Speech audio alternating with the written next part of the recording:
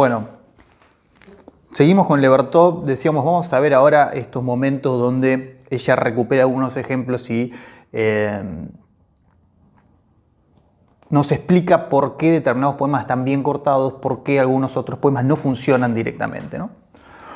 En la 3b habíamos visto ese de up and up, ¿no? Como un ejemplo de bien cortado. En realidad no dice ella que eso está bien cortado, sino explica por qué cortó donde cortó, ¿no? Es un ejemplo de su propia producción. Pero bueno, en la 3a al medio tenemos ahí un ejemplo de un poema que ella toma y que sigue el corte lógico de la sintaxis, ¿no? Fíjense, corta en un punto, en dos puntos, en un signo de interrogación, podría cortar una coma, pero no hay un corte de verso asintáctico, ¿no? Entonces ya en sintonía con esa propuesta que había hecho al comienzo, que nosotros recuperamos en el video anterior, va a proponer nuevas marcaciones, ¿no? Es decir, va a cortar por afuera la norma sintáctica y va a proponer dos versiones distintas de ese poema. En realidad va a proponer, dirá ella, dos poemas distintos, ¿no? Porque cada corte afecta al sentido, entonces cada disposición nueva construye un nuevo poema. Lo voy a leer en castellano por respeto a los que verdaderamente saben inglés, pero les pongo la versión en inglés para que vayan siguiendo y fíjense, porque sobre todo en la versión inglesa van a ver que no se le agrega una sola palabra con el corte de verso. Nosotros en español, que es mucho menos sintético que el inglés, bueno, cuando hacemos algún corte por ahí tenemos que agregar algún pronombre, pero bueno. El poema dice, mutilado de deseo lo cuestionó. Tarde sobre las alturas, jugo de granada, ¿quién podría conectarlo con la luz del sol? ¿No? Entonces, Levertov primero propone esta otra versión. Dice, mutilado de deseo lo cuestionó tarde sobre las alturas, jugo de granada, ¿quién podría conectarlo con la luz del sol? ¿No? Y después dice, bueno, a ver, otra versión más. Dice, mutilado de deseo, él cuestionó eso tarde sobre las alturas, jugo de granada, ¿quién podría conectarlo con la luz del sol? ¿No? Entonces, básicamente, Levertov dice, son tres poemas distintos, escritos con las mismas palabras en el mismo orden, ¿no? En la versión inglesa vemos que no se le agrega ninguna palabra. Entonces, aparece esta idea ahí en la 3a abajo que podemos resumir en una placa de que una nueva disposición implica una nueva entonación y en algún punto eso implica un nuevo sentido del poema, ¿no? Y pasamos al poema de William en la 4a arriba como ejemplo de versificación expresiva. Evidentemente William es una de las influencias de Levertov en algún punto, pero a mí me interesa sobre todo esta lectura de Levertov que ella la propone en términos visuales y musicales, ¿no? Y nos muestra cómo William administra el peso de dos palabras que son centrales en el sentido del poema, como good y taste, de lo cual se desprende que el corte efectivamente condiciona el sentido, ¿no? Entonces, fíjense, ahí está el poema, un fragmento del poema de William, que es To a Poor Old Woman, ¿no? A una pobre vieja, que básicamente cuenta esto, una vieja que pasa caminando por la calle y come una ciruela. Se podría leer en serie con esto es solo para decir, ¿no? Otro poema de William, digo para que a quien le interese investigue un poco. Básicamente William lo que hace es tomar la nota de una empleada doméstica, ¿no? Que le decía a su patrona, le decía, esto es solo para decir que me comí las ciruelas, estaban tan frescas, tan ricas, no sé, algo por el estilo, no mucho más. Lo que hace William es cortar esa nota y transformar esa comunicación cotidiana en un poema, básicamente, ¿no? Entonces acá ella señala estas dos palabras que están subrayadas acá en la placa y fíjense la lectura que hace. Yo digo, más allá de que nosotros podamos luego discutir las lecturas de esta parte donde ella dice esto está bien o esto está mal, me interesa la idea, ¿no? De que el corte efectivamente está condicionando el sentido, está agregando ese plus de significación que decíamos en otros videos, que al fin de cuentas es de lo que vive la literatura, ¿no? Dice, primero se construye la afirmación, dice, ¿no? en esta estrofa de Williams. Luego se le da a la palabra taste una prominencia momentánea, dice, con good sonando en una nueva nota reafirmada, de modo tal que tenemos primero el reconocimiento general de satisfacción, luego la intensificación de esa sensación, más tarde su voluptuosa localización en el sentido del gusto, ¿no? Dice, William corta de manera tal que las palabras queden ubicadas en determinado sitio, a partir de lo cual aparece toda esta batería de sensaciones producidas por esta organización de la lengua, ¿no? Me parece interesante. A cuento de William, ahí en la 1b arriba, Levertov traza una genealogía del verso libre. Yo acá no me voy a desarrollar, además esto seguramente lo van a ver en otras materias, en literatura contemporánea, van a profundizar en la poética de estos autores, pero los nombro como para que empiecen a ver estos nombres que son significativos para determinada zona poética de un momento histórico y también para determinada zona poética contemporánea, ¿no? Entonces, Levertov traza una genealogía del verso libre, nombra a Whitman, nombra a Sandburg, a los imagistas, ahí tendríamos que pensar el nombre de Ezra Pound, ¿no? Y finalmente la poesía contemporánea. Nosotros después, cuando veamos poesía de los 90, podríamos armar determinada genealogía, pensar a Baldomero, a César Fernández Moreno, ¿no? En la tradición poética argentina, que van trabajando con determinados motivos, que van adoptando también la forma del verso libre, y también a Whitman, también a Pound, también al imaginismo. Eso va a estar también contenido en la poesía de los 90 en la Argentina. Digo como para que aparezcan algunos nombres y no mucho más. Bueno, y pasamos ahí a esos ejemplos de corte fallidos, según Levertov. A mí también me interesa de nuevo lo mismo. Podemos discutir estas apreciaciones, pero me parece interesante que lleva a un nivel técnico lo que cualquiera dirimiría en el plano del gusto, ¿no? Entonces, nos puede gustar más o menos cómo corta un verso de determinado poeta, pero Levertov no solamente dice me gusta más el corte de William, me gusta menos el corte de quien fuere, sino que dice, bueno, este corte está bien por tal cosa, aquel otro corte está mal por tal otra, ¿no? Cómo se pueden construir determinadas herramientas críticas que le den espesor teórico a nuestras opiniones finalmente en materia de literatura. Digo, esto es importante de nuevo a la hora de hacer una tesina, de hacer un trabajo a conciencia de que, bueno, toda apreciación que uno pone tiene que ser defendida desde el nivel más técnico posible. Entonces ahí en la 4a ella trae este poema, ¿no? Dice, he did not know it, but at this very moment his house was burning, ¿no? Él no lo sabía, pero en ese momento su casa estaba ardiendo, se estaba prendiendo fuego. Y ella ahí dice, la palabra it, ¿no? Tiene un peso desmedido. Dice, para lo que está contando el poema, digo, esto podríamos discutirlo, digo, por qué ella dice que es desmedido el peso que tiene la palabra it, pero lo que no podemos discutir, que la ubicación de it ahí efectivamente está absorbiendo un montón del peso del poema. Está en el medio, está jugando de 5. Entonces eso me interesa, sí. Podemos discutir a Levertov y decir que ese verso está bien cortado, lo que fuere. Ahora, lo que sí tenemos que entender que ese it ahí está produciendo determinada carga sonora y semántica de sentido al interior del poema. Eso me parece interesante y a partir de ahí empezar a pensar todos los poemas que nosotros queramos leer y aquellos que sean productores de poesía, bueno, a trabajar su propia poética con este rigor metodológico que tiene Levertov, ¿no? Y en la otra página, en la 5a,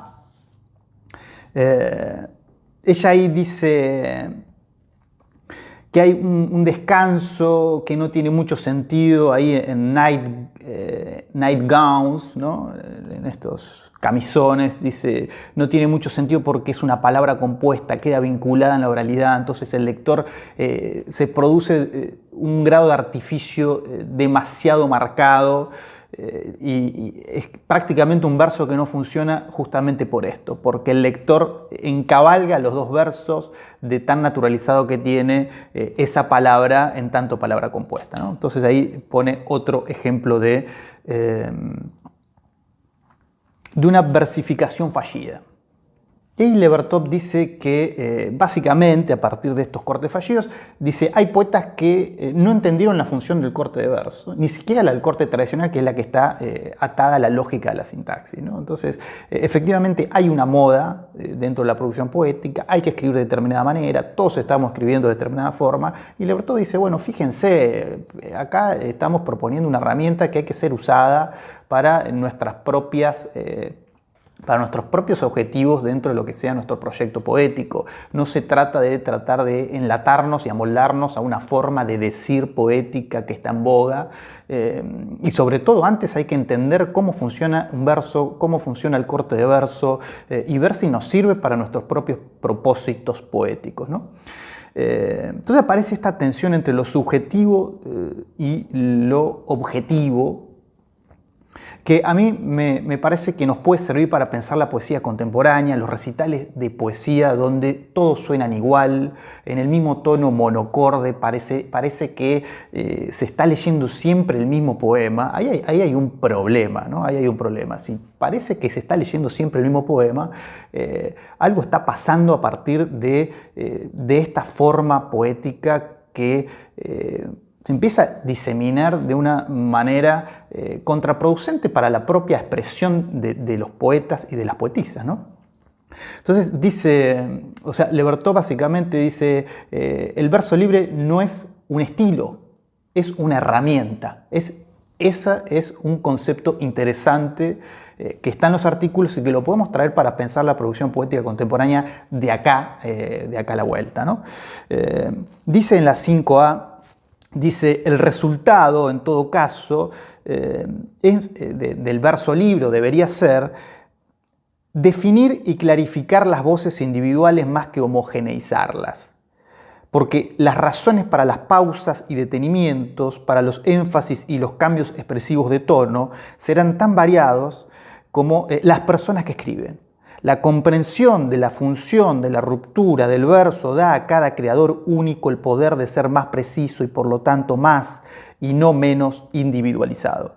Este fragmento me parece interesante para debatirlo, para discutirlo, sobre todo porque yo sé que estos cursos numerosos de introducción a la literatura, hay gente que produce, hay gente que va, que lee, que está en el circuito, que le interesa sobre todo, o sin producir va y va a recitales de poesía, un género que a mí me parece que no se le ha encontrado la vuelta, que es complicado sobre todo por esto. O sea, el género recital de poesía contemporáneo, por lo general, salvando algunas excepciones, yo creo que es un problema básicamente porque salimos con la misma música, están todos leyendo parecido, todos leyendo, a veces ni siquiera tiene que ver con que los poemas están cortados en un nivel que están buscando el mismo efecto sonoro, pero hay algo en la manera de leer que toda la misma cadencia, la misma cosa, bueno, entonces me parece interesante para pensar el corte de verso, el verso libre, esto que dice Levertov en esta página me parece que podría servir para hacer algún mínimo cruce de ideas por ahí. Ahora en esta instancia tenemos la parte práctica, pero también tenemos los foros abiertos. Si alguien quiere abrir una discusión lo podemos recuperar de esa manera. Y de la mano del problema de lo subjetivo / objetivo que tiene que ver con esto que acabamos de leer, entonces yo recortaría esta placa que no es textual de Levertov, pero que un poco resume esta idea, ¿no? El poema como objeto, es decir, con marcaciones objetivas, ¿se acuerdan? Marcaciones objetivas, que son instrucciones visuales para efectos auditivos, debería estar supeditado a la expresión de una subjetividad. Es decir, por un lado estaría la subjetividad expresada en el poema y por el otro la objetividad de la forma. ¿No? Es decir, el poeta es una voz particular, pero el poema es un objeto que tiene sus propias leyes autónomas. Esta idea de que tiene marcaciones objetivas, indicaciones para ser leído. Me parece interesante eso.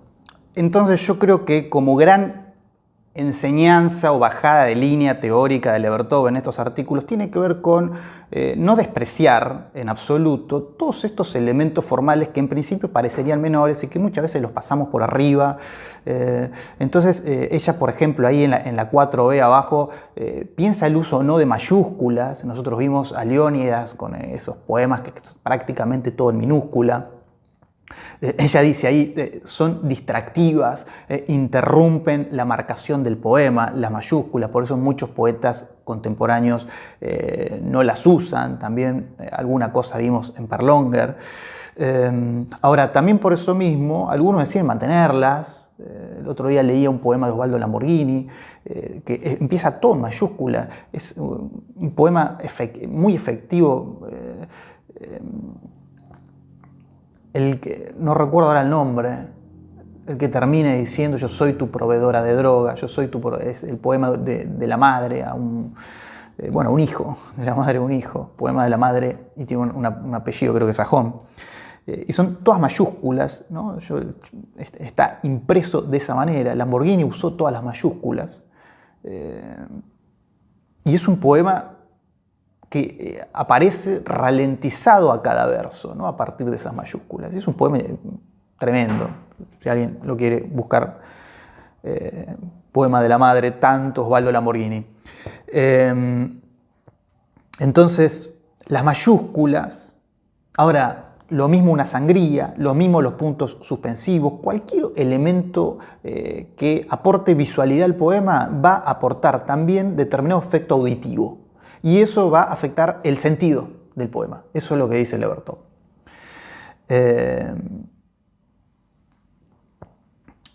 Bueno, con esto terminamos estos dos articulitos de Levertov. La clase que viene vamos a entrar con Puntum de Gambarota, sobre todo para completar la antología de Monteleone, que se quedó en los 80, o sea, no tiene poesía de los 90, sobre todo para tener ese gesto de completar. Tenemos gran parte desde el comienzo de la Nación, del siglo XIX, del siglo XX, completamos la década del 90 con Gambarota, que es poesía de los 90, poesía producida en los 90, y que piensa la época, está pensando la década del 90 específicamente en Argentina. Y después vamos a ver estas experimentaciones ya más siglo XXI, la tecnopoesía, la poesía digital, como un ejemplo de ciertas experimentaciones más marginales, pero lo vamos a ver ahí también porque en algún punto reflejan determinados aspectos de la época contemporánea.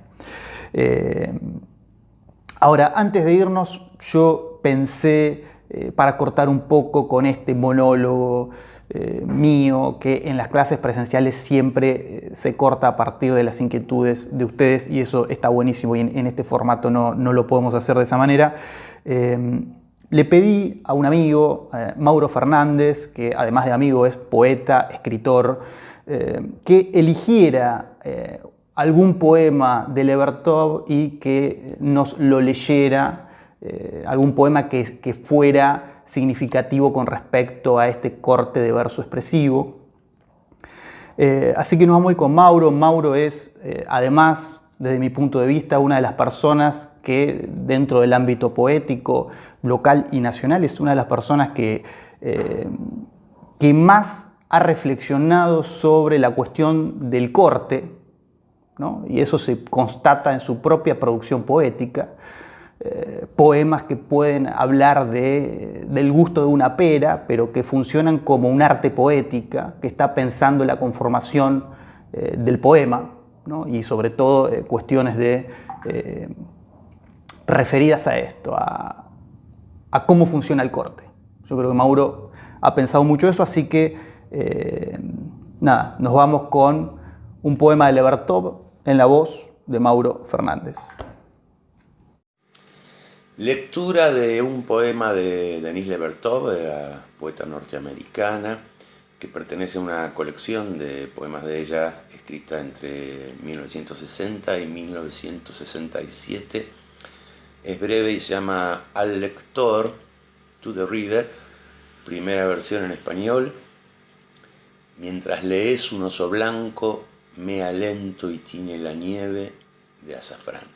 Mientras lees muchos dioses se acuestan entre las hiedras, ojos de obsidiana que observan generaciones de hojas. Y mientras lees, el mar da vuelta a sus páginas negras, da vuelta sus páginas negras. Esta versión en español, un poquito tocada por mí, le cambié un par de palabras, es originalmente de Sandra Toro, que es una amiga del Face con la que a veces charlamos. Se llamaba El lector en español, se llama To the Reader en inglés. As you read, a white bear leisurely peace die in the snow saffron. And as you read, many gods lie among the lianas, eyes of obsidian are watching the generation of leaves. And as you read, the sea is turning its dark pages, turning its dark pages.